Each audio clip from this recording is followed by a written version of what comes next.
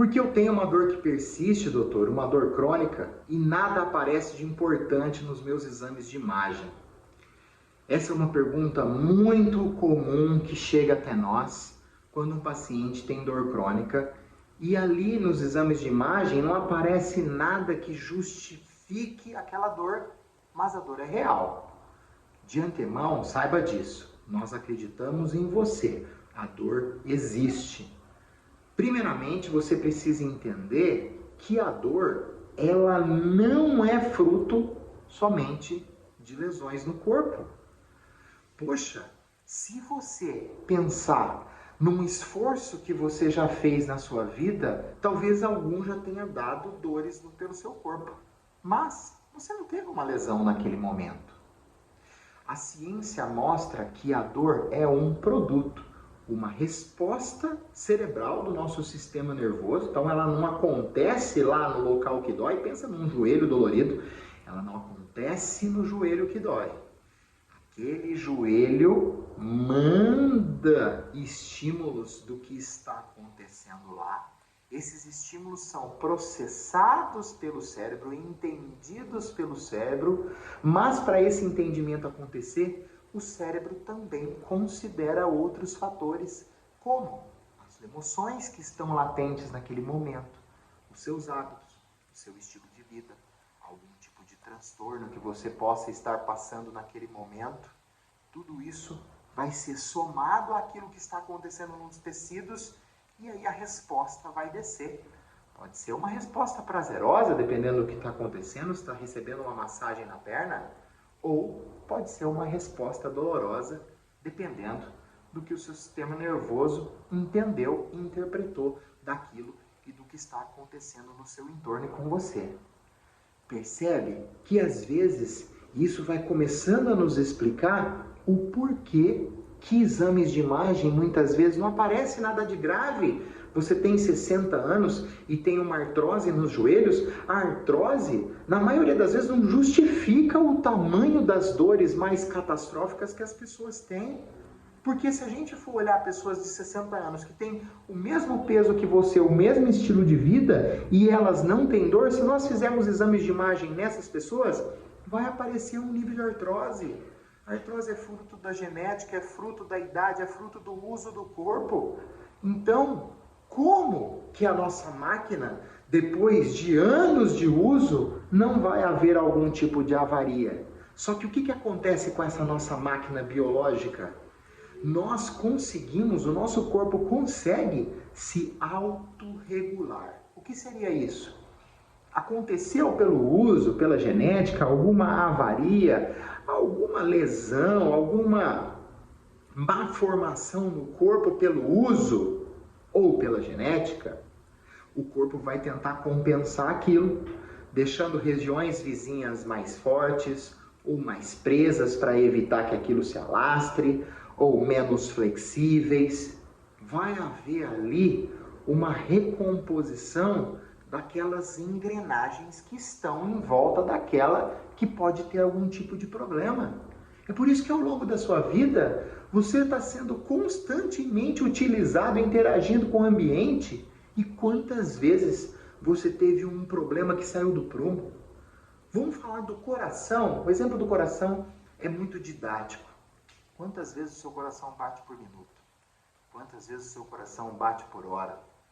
Quantas vezes o seu coração bate por dia, por semana, por mês, por ano? Há quantos anos ele bate? E às vezes você pode ter alguma dificuldade estrutural que foi resolvida e você nem sabe.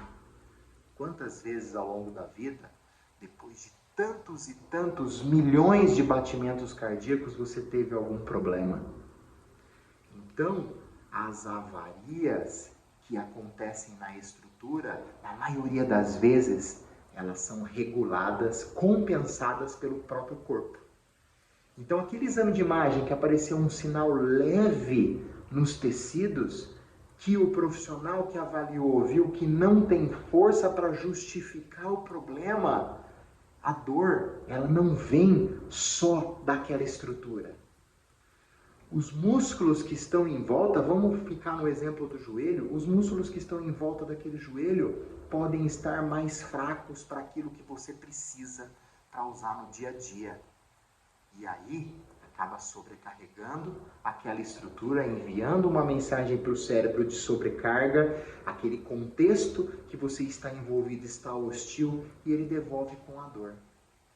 Então, talvez o fortalecimento, a melhora da sua aptidão física nesse caso, pode diminuir a sua dor, apesar da artrose que você tenha no joelho. Fora isso, a gente também vai ter que rastrear como é que está o seu estilo de vida, os seus hábitos, as suas emoções, como que está a sua interação social, o seu sono, a sua dieta. Tudo isso contribui para o tamanho do sofrimento percebido.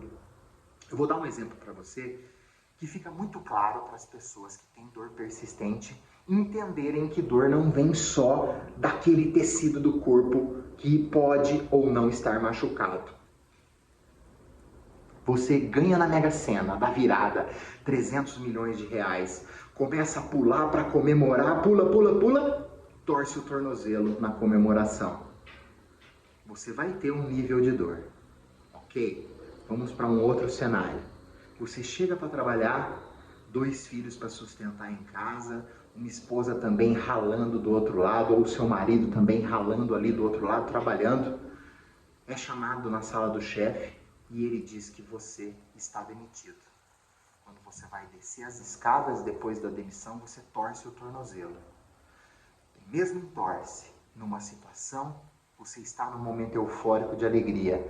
Noutra situação, o mesmo entorce, você teve ele num momento de tristeza, de decepção, de angústia e aflição. A lesão é a mesma, mas você acha que em algum deles vai doer mais? Claro que sim. Por quê? Porque a dor, ela é um produto multifocal. Tem um componente que vem dos tecidos do corpo que pode não ser uma lesão, mas um estado ameaçador percebido pelos sensores do corpo. E além disso, ele é somado também com aquilo que está acontecendo no seu contexto interno, emoções, o seu estilo de vida, e no contexto externo, os seus hábitos que você interage, as problematizações que estão na sua rotina. Somados, isso é que é a resposta dolorosa mandada pelo cérebro. Então isso mostra pra gente que o sofrimento físico pode ser treinado. Tendo ou não uma lesão no corpo, nós podemos entender aquela lesão, se ela existe, entender como confiná-la e deixar o seu corpo apto para fazer outras coisas, ou se não a lesão, encorajar o seu corpo a perder o medo. Medo é emoção. A emoção do medo vai piorar a sua sensação de desprazer e a gente vai lutar para diminuí-la, encorajando você, reprogramando os seus gestos, trabalhando um corpo mais habilidoso. Percebe como há solução se a gente entender o problema indo além do que acontece no seu corpo, no físico do seu corpo e naquilo que aparece nos seus exames de imagem.